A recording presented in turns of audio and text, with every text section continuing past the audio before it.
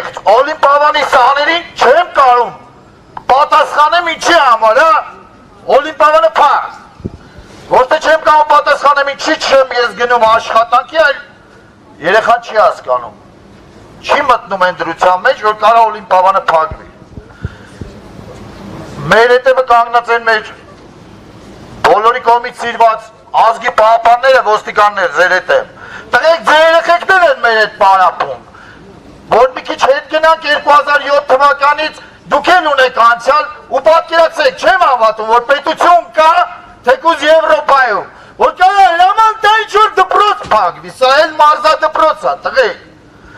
այսքան մարդ կա կանգնած աշխատանքի համար,